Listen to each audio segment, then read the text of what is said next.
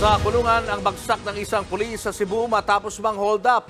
May problema sa pera at lulong daw sa online sabong ang naturang pulis. Nasa frontline na balitang yan si John Aroa.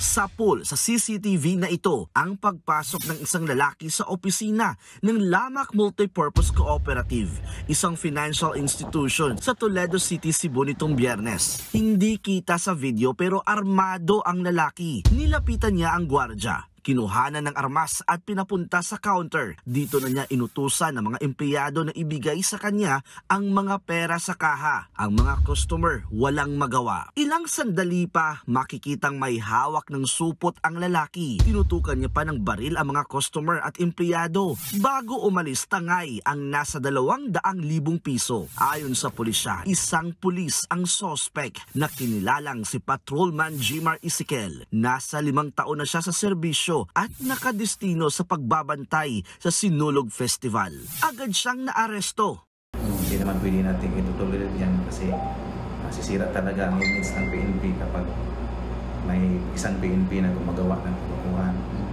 Kaya buti na lang na kami din ang nakahuli sa kanya.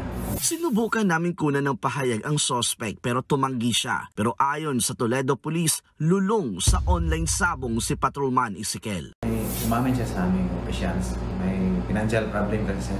May sabi-sabi na online sabong daw. Tapos yung ibang mga sugal na sa online, sir.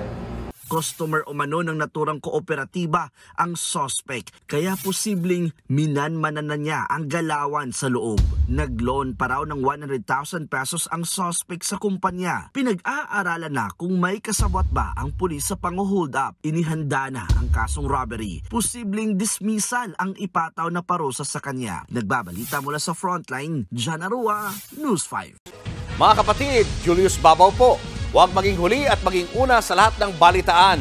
Para sa tuloy-tuloy na talakayan sa Frontline, mag-follow at mag-subscribe sa social media pages ng News 5.